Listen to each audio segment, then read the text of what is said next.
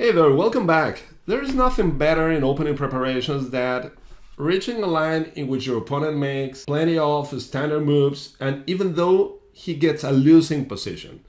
And this is what is going to happen in the line where I'm going to cover today.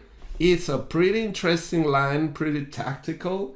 We are going to put a lot of pressure on the Sicilian, and this is going to be achieved by playing a line that seemingly is not so ambitious. Okay, the position we are going to analyze is the one we have in the board, in which white has played rook e1, pointing at black's king, and we'll discover how difficult it is for black to develop and to bring his king to safety.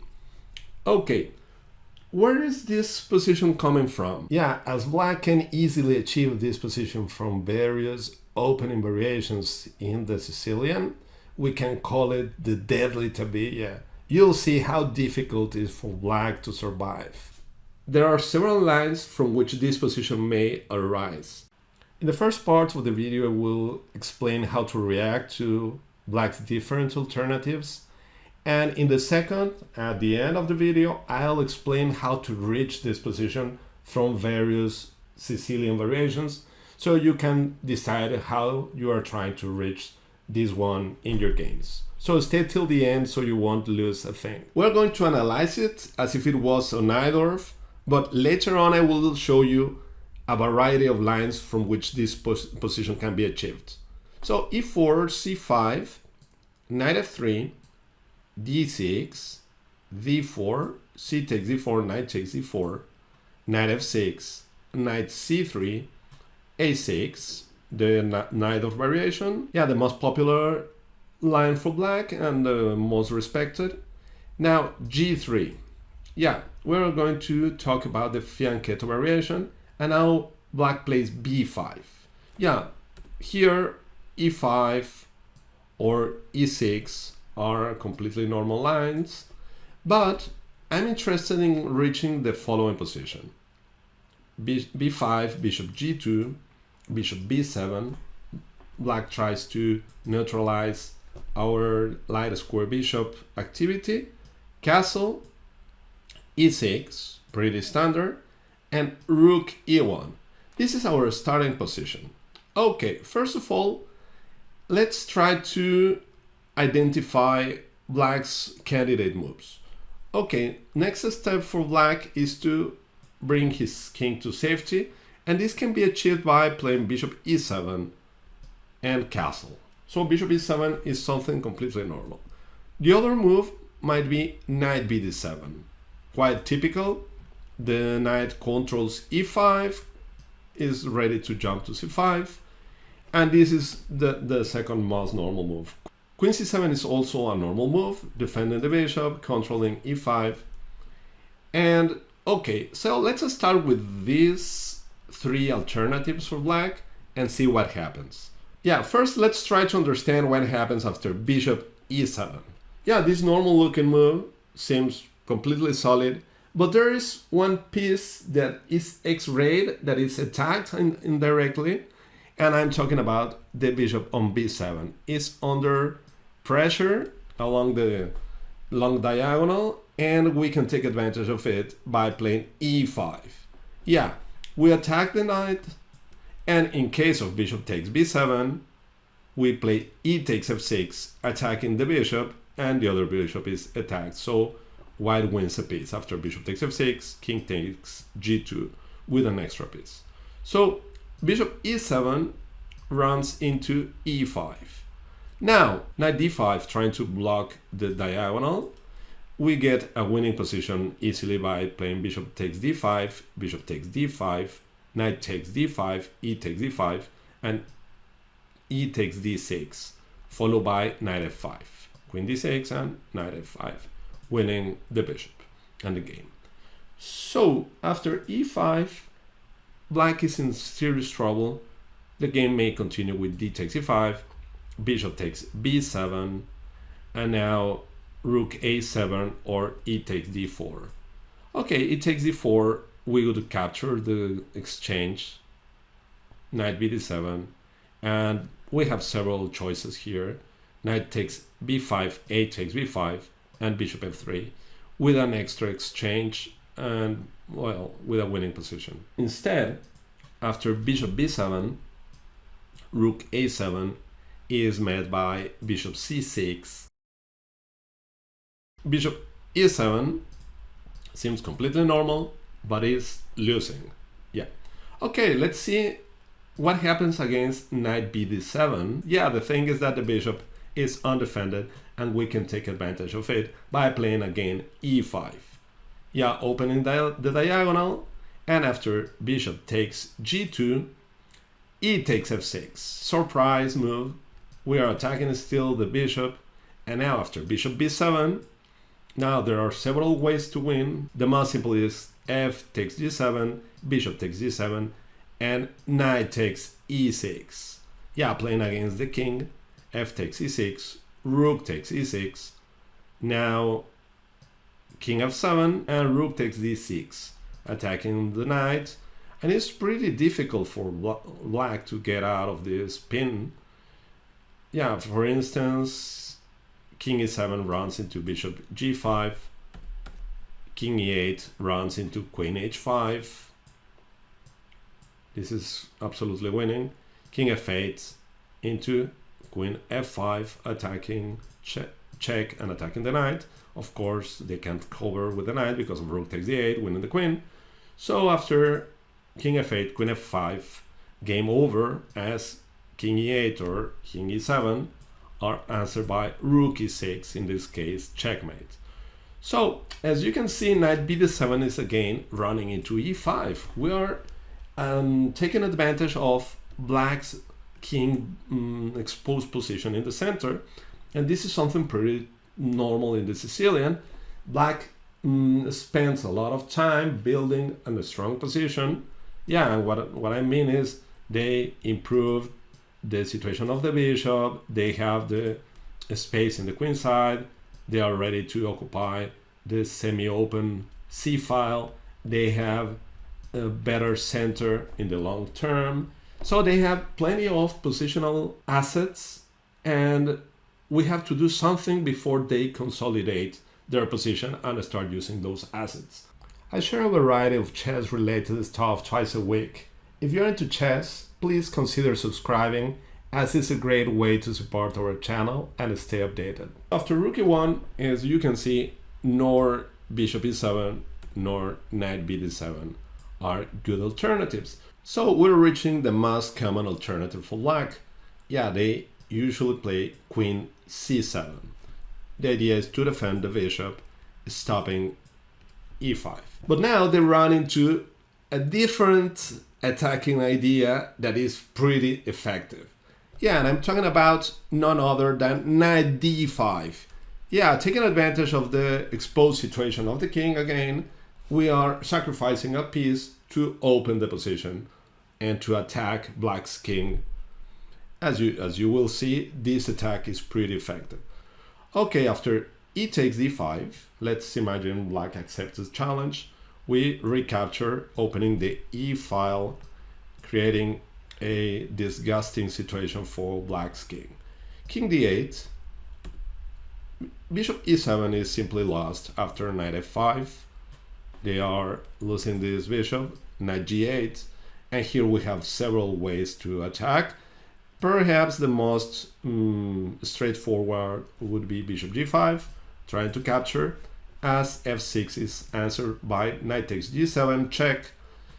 Now, these squares are not available, as knight e6 wins the queen. The king to d7 can be welcomed with a bishop h3, check. So king f7 is the only other move. But after knight e6, we are threatening the queen and trying to play queen h5, checkmate, and checkmate. So this would be fantastic, a miniature, 16 moves only. Okay, after e takes d5, king d8. Yeah, at least they want to have the d7 square for the knight. And okay, black has an extra piece only for a pawn. but the coordination is horrible.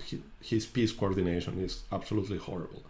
So the game may continue in several ways, but the most normal, in my opinion, is bishop g5, putting pressure on f6, and after knight b d7, knight c6.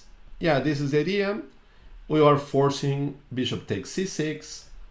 Finally, king c8 loses straight away after bishop takes f6, threatening to play rook e8, knight f6, and now the king is almost without squares, so we play bishop h3.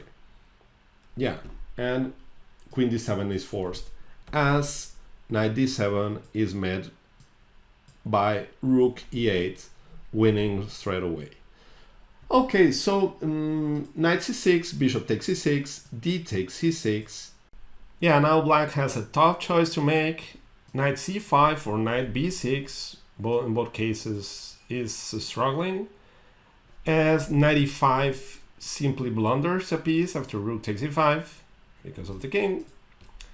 And okay, knight c5, for instance, can be answered in several ways, but I like bishop e3, simply threatening bishop takes c5, and after, for instance, king c8, we'll get a winning position after b4, knight e6, a4 is a very nice idea. We're threatening h takes b5, and then we get a crushing advantage after c4, threatening b5. Well, in case of knight e6, we insist in the idea of creating play along the a file, b4 trying to keep the position blocked, but a5, now bishop b6 is coming, and we can understand now why the bishop dropped back to e3. Yeah, so the position is really annoying for black. In case of knight b6 instead of knight c5, there are several ways to play, but the one I like the most is bishop takes f6, g takes f6, queen d4, putting pressure on f6, bishop e7, and now simply rook e2, followed by doubling the rooks on the open file. And I think black is going to lose without any resistance. I think it's really difficult for black to play this position. Instead of queen c7, where the queen is exposed, queen c8 seems normal as it defends the bishop and doesn't expose the queen on c7. But the game continues with knight d5 anyways. Now we are threatening knight b6, so after e takes d5, e takes d5. Again, the situation is pretty similar. Now there is something different. Now the f5 square is controlled, so knight f5 is not available, and bishop f4. Yeah, we have a tempo to put pressure on d6, and after queen d7, for instance, knight c6. Yeah, putting pressure on e7, knight c6, d takes c6, bishop takes c6, and bishop takes d6. Okay, and even when black's position seems absolutely hopeless, there are still a couple of defensive ideas, knight g8 and knight e4, both aiming to simplify the position and reach a rook ending with a pawn less, but still trying to survive. Well, instead, after bishop f4, bishop takes d5 is answered by bishop takes d6, attacking e7, rook a7, bishop takes b8, queen takes b8, bishop takes d5, knight takes d5, and we finally get knight c6. After queen d6, we can play knight takes a7, castle, and okay, we're completely winning. The knight situation is a little bit strange. We can keep an extra piece by playing rook takes e7, queen takes e7, knight c6, queen d6 or queen e6, and queen takes d5, winning a piece and the game. Knight e7, knight takes d5. Yeah, instead of queen c7 or queen c8, queen d7 seems to be a better move. It protects the bishop, it protects the f5 square, protects d6, and seems to be a very good move. Yeah, now we cannot play knight d5 because of e takes e5, bishop e7, and now f5 is not available for our knight, and bishop f4 lacks poison as the d6 pawn is defended, and black can simply castle as the e7, the bishop on e7 is defended as well. So after queen d7, we have to find another way to continue fighting for the initiative. Okay, analyzing and researching, I found g4 as a very interesting way to continue. Yeah, it simply takes advantage of the fact that the knight cannot retreat to d7 after g5, and there is something well hidden. Yeah, the idea is that, for instance, h6 is answered by knight d5. Yeah, now after e takes e5, check, bishop e7, we again control f5, and we are going to have a fantastic attack after knight f5. Instead of bishop e7, king d8, knight f5 is still very interesting. Yeah, okay, black has several ways to play, but our idea is to meet g6 by queen d4. Yeah, taking advantage of those loose pieces. And there's a beautiful line in here. After knight f5, h5, trying to loosen a bit our knight, we can continue by bringing the bishop to g5, h takes g4, and queen d4 attacking f6, threatening bishop takes f6. It may seem we have blundered the knight on f5, but this is not the case, as after queen takes f5, queen b6, yeah, king c8, of course, king d7 is lost after queen takes b7, attacking the rook, and okay, it's simple. And king c8 is even worse after rook e8 with the liver mate into knight takes e8 and queen d8 checkmate. A beautiful variation. So g4 is a very nice way to threaten g5 and at the same time control f5. So this is not a relief for black. So as you can see, after rook e1, black faces severe problems. Perhaps some of your opponents will play e5 to avoid e5. So we can continue with knight f5, placing our knight in a very aggressive position, trying to play bishop g5, and sometimes we are going to be ready to retreat with the knight and occupy d5, gaining a positional advantage. So all in all, the variation is pretty difficult for black. Okay, now let's discuss how to get here. There are several ways. The most typical, in my opinion, is the one that starts from knight c3, a typical anti-Najdorf variation, d6.